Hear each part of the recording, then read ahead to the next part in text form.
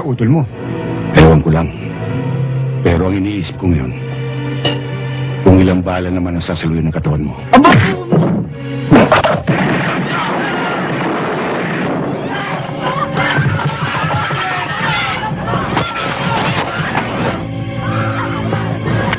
Hindi muna kita ibobol ngayon. Para tingin mo sa mga kasama mo. Susunod na sila. Oh girls, huwag niyong kalilimutan bukas. Agahan natin. May dress rehearsal pa tayo. Uy, Kanoy, huwag mo naman nabigay sa akin yung matabang customer. Ang kunat-kunat naman eh. O sige, ihahanap kita. Talaga ha? O sige, Kanoy, kita na lang bukas see you ha. girls Paano? tomorrow. Bye. Sige. Bukas. Bye.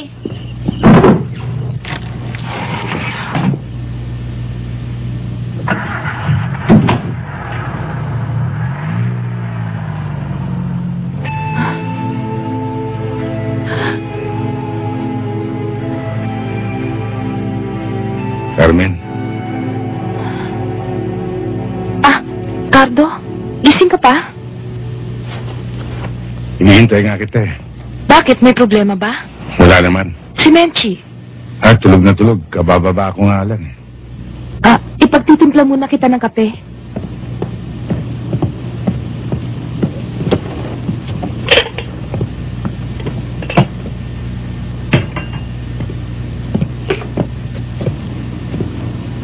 Kamusta naman ang maghapon ninyo ni Menchi? Hindi ka ba kinulit? Hindi naman. Umalis lang ako sandali. Kaya piniling ko kay Aling Kusing. Ilang kutsaritang asukal ba? Kalahating kutsarita lang.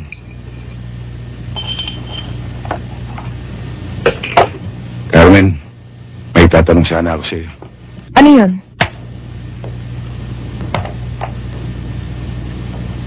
May kinalaman ito sa kalusugan mo.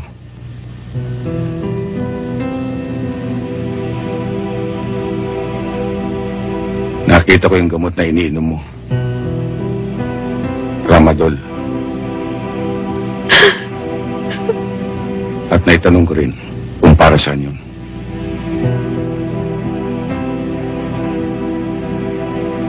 Carmen, hindi ko alam kung paano ko sasabihin.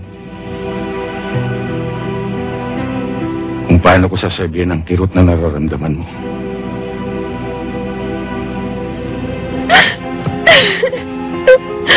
Nasubukan mo na bang lumapit? Iba't ibang doktor na ang sumuri sa akin. At isa lang kanila.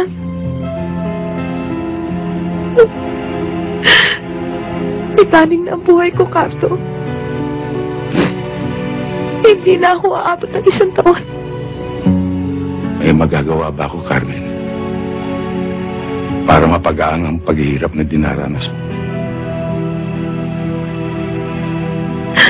Si Menchi, alam ko kung gaano naging malapit sa iyo ang aking anak. At sa maikling panahon ay minahal ka niya. Mahal ko rin siya, Carmen. Basta, pag dumating ang takdang panahon, ipangako mo sa akin, Cardo, hindi mo pababayaan si Menchi. Nangangako.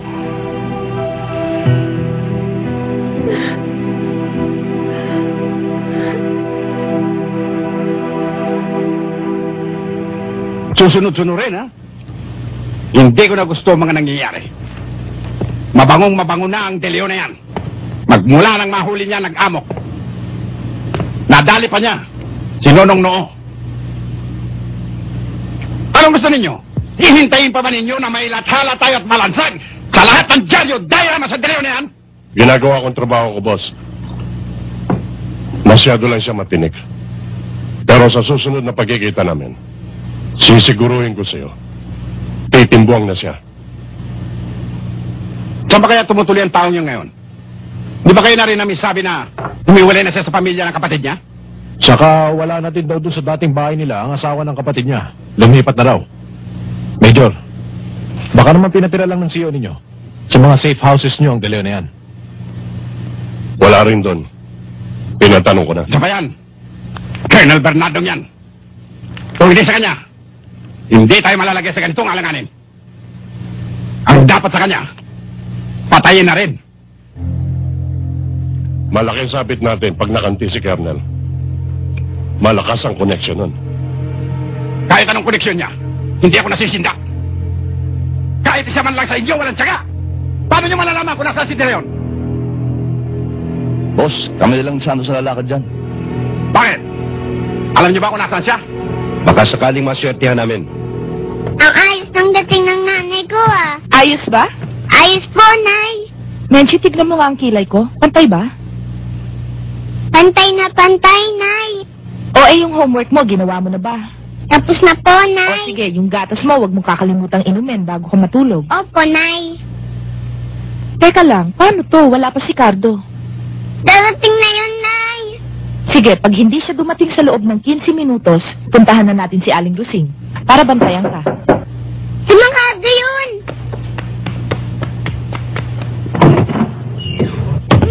Ano ba, Mama? Hoy!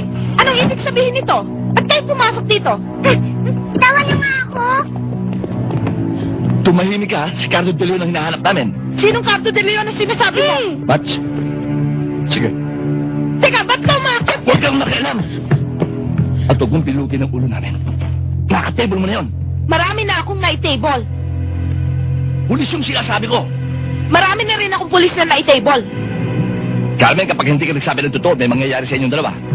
Bats? Wala si De Leon, ha? Mga kapitbahay! Saan ka pupunta, ha? Iwan mo ang anak ko! Hoy! Buko ka na, ha? Huwag ka na humirit. Bats, ikat mo itong bata sa taas.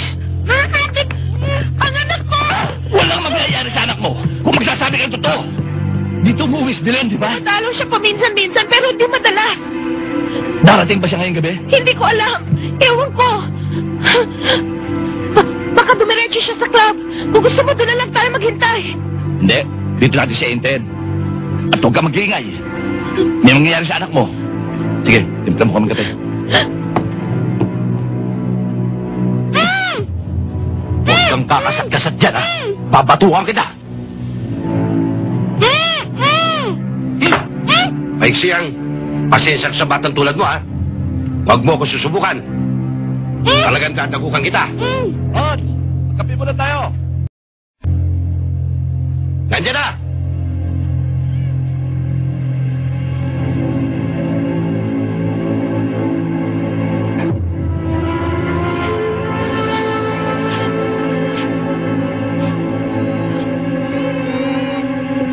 Ano ba ito? May hinihintay ba tayo o wala? May pasado alauna na. Mukhang totoo sinasabi.